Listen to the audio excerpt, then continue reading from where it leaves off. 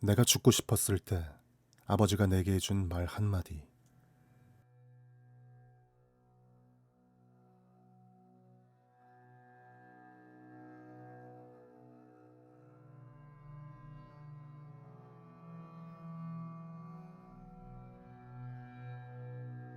꺼내기 쉬운 이야기는 아니지만 지금까지 살면서 제 삶이 자살로 끝날 수 있겠다고 생각했던 적이 딱 2번 있었어요. 한 번은 10대 초반일 때였고, 두 번째 그런 생각을 했을 때 저는 20대였어요. 2번 모두 삶이 조금 힘들어졌을 때이긴 하지만 정확히 왜 그런 생각을 하게 됐는지는 저도 잘 몰랐어요. 왜? 라고 스스로 물었을 때 제가 떠올릴 수 있는 답은 하나뿐이었어요. 그저 그 일이 잘못된 일이라기보다는 정답에 가까워 보였고 내 힘으로는 피할 수 없는 운명 같았어요. 당시 저는 딱히 슬프지도 않았어요. 주변에 소중한 누군가를 잃은 것도 아니었고 따돌림을 당하거나 폭력의 피해자였던 것도 아니죠. 주변에 누군가가 불치병에 걸리지도 않았고 경제적 위기라고 할 만한 것도 없었어요. 멀쩡한 직업이 있었고 실연을 당한 것도 아니었어요. 그런데도 저는 당시 극도의 외로움을, 끝을 알 수 없는 깊은 고독을 느끼곤 했어요. 제가 삶에 대한 의욕을 잃은 건 삶이 저에게 아무런 의욕이 없었기 때문이었어요. 저는 진정한 행복이란 게 있다고 믿지 않았어요. 그런 건 평생 찾지 못할 것 같았어요. 불가능한 그 목표에 설사 제가 닿더라도 그 행복을 누릴 만한 자격이 제겐 없다고 생각했어요. 제 삶은 고독과 고통으로 가득했어요. 저는 늘 저 자신을 홀로 뒀죠. 마치 어릴 때 집에서 안 좋은 일이 있으면은 방에 틀어박혀 있는 아이처럼요.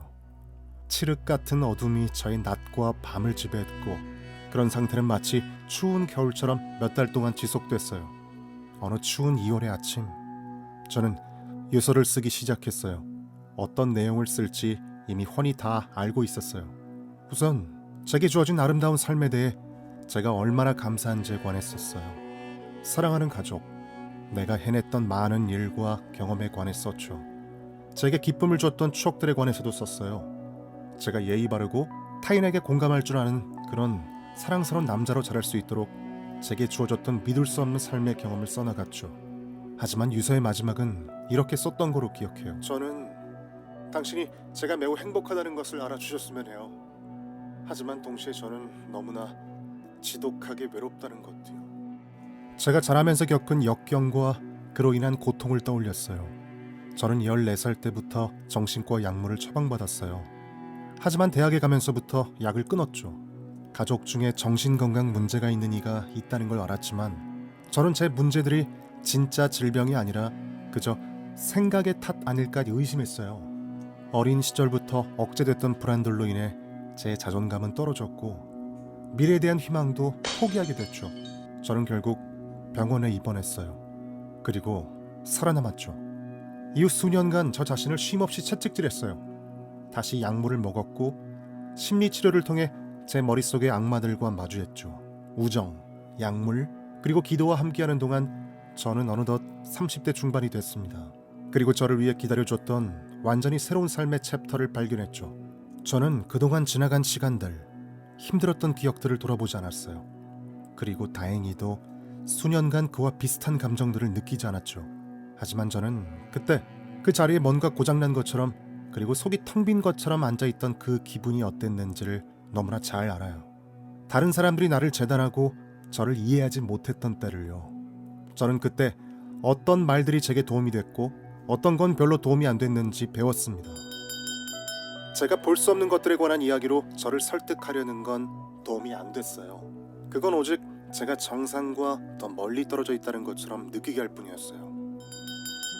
제게 지시를 하거나 조언하는 것도 별로 도움이 되지 않았어요. 저 자신을 위해 제가 스스로 결정할 수 없다는 생각은 오히려 그렇다면 내 손으로 더 끔찍한 일들을 할 수 있지 않을까 하는 생각으로 이어지곤 했죠.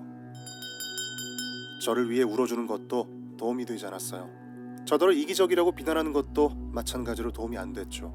두 행동 모두 제게 죄책감을 불러일으켰고 더욱 강렬한 고통을 줄 뿐이었어요. 어떤 사람들은 그러한 죄책감을 변화의 원동력으로 삼는다고도 하는데 저는 아니었어요. 저는 죄책감 때문에 저 자신이 다른 사람의 짐인 것처럼 느껴져서 더 힘들었어요. 당시 제게 도움이 되었던 것은 딱 하나였어요. 사실 저는 전혀 예상치도 못했던 일이었죠. 당시 저는 아버지와 10년 이상 연락을 하지 않았었는데 제가 힘들어한다는 사실이 아버지의 귀에도 어떻게 전해졌었나 봐요. 아버지가 제게 연락을 해왔어요. 아버지는 당신의 삶에서 가장 외로웠던 순간을 이야기해 줬어요. 사랑하는 가족을 알코올로 떠나보내야 했던 때의 감정에 관한 이야기였죠. 사업이 기울고 그가 경험해야 했던 고립과 수치심에 대해서도 자세히 이야기해 줬어요. 아버지의 이야기들에 저는 공감할 수 있었어요. 아버지는 저 때문에 기분이 상하거나 실망하지 않았어요. 울지도 않았고 그렇다고 저를 재단하지도 않았죠. 그리고 제 문제들에 대해 그 어떤 해결책을 제시하려고 하지 않았어요. 하지만 저는 지금도 아버지가 그때 제게 해준 말을 잊지 못해요. 그 말들은 제 삶을 완전히 바꿔놓았어요. 아들아, 너는 언제든 혼자가 아니야. 내가 항상 여기 네 옆에 있을 테니까. 그리고 우리는 필요한 만큼 언제까지든 그렇게 함께 있을 거야.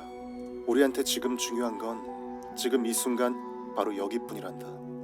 다른 건 아무것도 중요하지 않아. 아버지의 그 말은 나를 있는 그 자체로 받아들이는 사랑으로 가득 찬 말이었어요. 저는 단 한 번도 그런 말을 들으리라 기대하지 않았었죠. 아버지는 실제로 내 옆에 있었던 것도 아니고 전화 통화를 하고 있었으니 수화기 너머로 들려온 말일 뿐이었는데 저는 눈물을 흘리기 시작했어요. 그렇게 한 20분쯤 울었던 것 같아요. 아버지는 20분 동안 제가 우는 것을 그저 조용히 듣고만 계시다가 이렇게 말했어요. 그게 언제든지 네가 준비됐을 때 그때 우리 함께 일어서서 다시 삶을 향해 걸어 들어가는 거야. 그리고 무엇이 우리를 기다리고 있는지 함께 찾아가 보자. 알겠지? 몇 년이 지나 저는 더 강해졌고 지혜를 얻었어요. 다른 사람이 외로움을 느낄 때 저는 그들의 눈빛에서 고독을 감지할 수 있어요. 누구든지 사실 다 느낄 수 있어요. 그건 그 사람이 혼자인 것처럼 느끼고 싶지 않다는 신호거든요. 누군가와 동행하는 것은 그 사람을 나의 기준으로 재단하거나 가르치는 게 아니에요. 연민하는 건 더더욱 아니고요. 타인에게 부담이 된다거나 죄책감을 느낄 거라고 추측하지도 않아요. 동행이란 우정도 아니고 사랑도 아니에요. 동행은 그저 함께 있는 거예요. 어디에도 속하지 못할 것 같던 사람들도 서로에게 속할 수 있다는 걸 배운 그날부터 저는 제가 혼자가 아니라는 걸 깨달았어요. 자살이 항상 우울증이 있는 사람에게만 오는 건 아니에요. 우울한 사람들이 꼭 자살로 죽는 것도 아니고요. 하지만 타인에게서 떨어져 있다는 감정은 매우 치명적일 수 있어요. 만약 당신 또는 당신이 아는 사람이 자해하려고 하거나 이 세상을 떠나려고 한다면 부디 함께 있어주세요. 우리는 당신이 필요해요. 당신과 같은 사람들이 더 많이 필요해요. 우리는 당신의 따뜻한 마음과 사랑이 필요해요. 우리는 당신의 이야기를 들어야 해요. 그리고 당신의 이야기를 듣는 법도 배워야 하고요. 당신은 지금 이 순간에는 느끼지 못할 거예요. 하지만 당신은 여기에 꼭 필요한 사람이에요. 우리에게 중요한 건 지금 바로 여기 이 순간뿐이니까요.